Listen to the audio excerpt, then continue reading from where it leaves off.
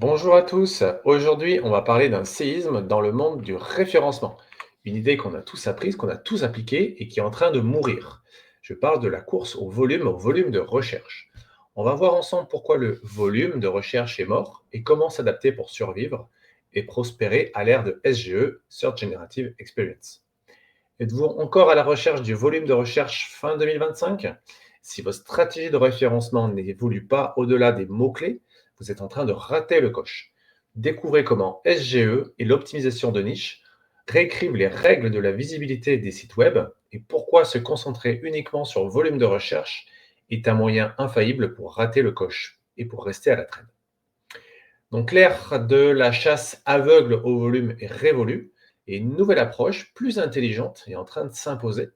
Cette vidéo donc révèle les stratégies de référencement et les changements de règles du jeu via SGE et l'optimisation de niche qui vont débloquer pour vous une croissance sans précédent. Alors moi je m'appelle Damien Rousson, je suis cofondateur de l'agence de référencement Cleatis et nous sommes basés sur Lyon. Première partie, la grande remise en question. Commençons par le constat.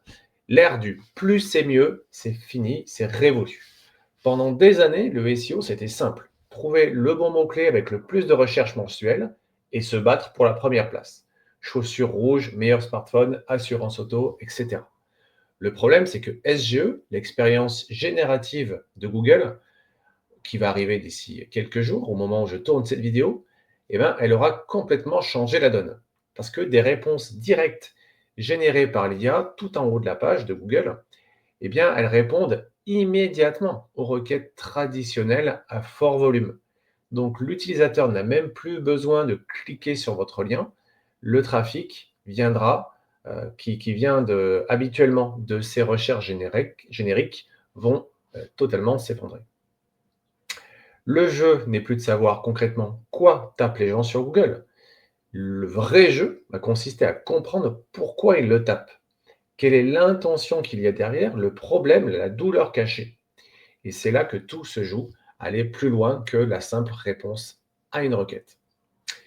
Deuxième partie, la maîtrise des niches. Et si cette nouvelle réalité nous amenait à la nouvelle ruée vers l'or, c'est-à-dire la maîtrise des marchés de niche. Avec SGE, les micro-publics, ces audiences très spécifiques qu'on ignorait parfois parce qu'elles étaient petites et elles n'avaient pas assez de volume de recherche, sont aujourd'hui hyper valorisées. Ça va être la somme de ces micro-recherches qui vont faire des volumes de recherche sympas à aller atteindre dans le cadre de votre stratégie de référencement. Pourquoi? Parce que le SGE ne cherche pas la page la plus populaire, il va chercher la réponse la plus experte. Donc votre but n'est pas d'être bon en communication, en marketing, votre but est de devenir l'expert incontournable en France sur votre marché pour, par exemple, pour votre domaine d'activité. Vous devez comprendre en profondeur les problèmes uniques de vos utilisateurs. C'est ainsi en construisant une autorité dans des segments très précis, plus petits qu'actuellement, souvent mal desservis, avec des réponses fades, voire pas de réponse du tout, que vous deviendrez une source de référence que SGE citera. Quel va être l'impact du SGE? Alors, parlons de SGE plus en détail. Ce n'est pas juste un extrait optimisé, une feature snippet un peu plus long.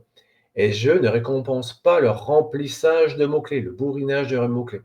Il récompense les réponses complètes et nuancées. Il veut de l'expérience vécue, de l'expertise démontrée. Et surtout, regardez comment il fonctionne. SGE synthétise les informations. Il va piocher un fait sur votre site, un contenu, une statistique sur un autre, et un avis d'expert sur un troisième, pour ensuite créer sa réponse parfaite. Votre objectif, être l'une des sources, si ce n'est la source, qu'il ne peut pas ignorer.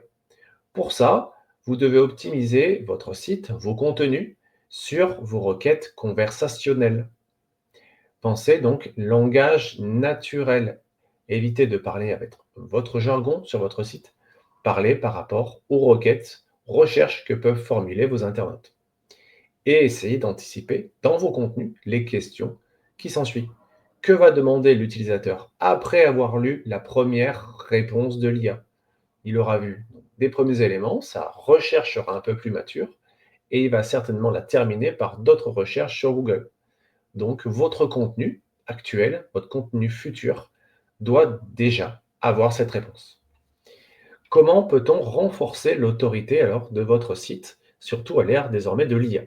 Premièrement, on diversifie le contenu. L'article de blog standard ne suffit plus. Pensez outils interactifs, calculatrice, études de cas chiffrées, données propriétaires, données uniques, des choses que l'IA ne peut pas inventer. Donc fournissez de la matière à vos internautes sur vos pages et comme ça l'IA pourra les citer. Deuxièmement, on prouve son expertise. C'est l'EEAT, expérience, expertise, autorité, confiance, que l'on retrouve déjà dans le référencement, mais puissance 10. Vos biographies d'auteurs doivent être irréprochables. Donc si vous n'en avez pas, commencez à les créer. Votre page à propos, qui n'existe peut-être pas sur votre site, doit expliquer pourquoi vous êtes légitime pour parler de votre sujet. Google doit savoir de quoi il parle. Et enfin, troisièmement, le maillage interne. Utilisez la puissance des liens internes pour créer une couverture globale sur votre niche. Montrez à Google via vos pages que vous n'avez justement pas une seule page sur le sujet, mais que vous ayez couvert tout un angle, tous les angles possibles du sujet. Chaque article renforce l'autorité, la puissance des autres articles, eux-mêmes liés entre eux. Bon, quelles sont les mesures à prendre? Alors OK, on est fin 2025, concrètement, on fait quoi? Premièrement, réévaluez toute votre recherche de mots-clés. Oubliez le volume. Pour le volume pur, concentrez-vous sur l'intention, la spécificité, la douleur de l'utilisateur. Donc, faites une première recherche de mots-clés dans votre tête par rapport à ce que vos futurs visiteurs cherchent ou vont chercher. Auditez votre contenu dans un second temps. Est-il prêt pour SGE? Est-ce qu'il répond complètement à une question? Ou est-ce simplement un argumentaire commercial ou un simple catalogue déposé sur votre site? Est-ce qu'il est signé par un expert identifiable? Mettez à jour ou supprimez ce qui est obsolète. 3. Expérimentez. Lancez de nouveaux formats. Testez des contenus basés sur des données, des outils, comme je disais tout à l'heure, des formats vidéo, voire même audio. Regardez ce que SGE commence à citer dans votre niche et puis adaptez-vous, lancez-vous, soyez force de proposition. En conclusion, le SEO d'avant, c'est terminé. Celui qui est basé sur le volume, c'est terminé. L'avenir appartient aux experts. Les sites, bien sûr, ne doivent pas devenir des Wikipédia de votre domaine, mais doivent véritablement être complets. Couvrez largement votre domaine d'activité avec des pages, des contenus, des articles de blog, et le tout lié entre eux. Concrètement, devenez des créateurs qui comprennent leur niche mieux que personne. L'avenir appartient à ceux qui arrêtent de chasser l'algorithme ou le petit hack qui vous fera passer devant et qui commencent donc à obséder leurs problèmes réels de leurs utilisateurs en proposant des contenus. Je vous remercie de m'avoir suivi. N'hésitez pas à, bien sûr, vous abonner à la chaîne et à activer les notifications. Je suis disponible dans le cadre en tant que consultant SEO pour réaliser un audit de votre stratégie marketing pour s'adapter à SGE. Donc, n'hésitez pas à nous solliciter par email à contact@cleatis.fr. C'est donc le moment de s'adapter à SGE et aux nouvelles donnes du SEO en 2025 et 2026. À très bientôt et merci de m'avoir regardé.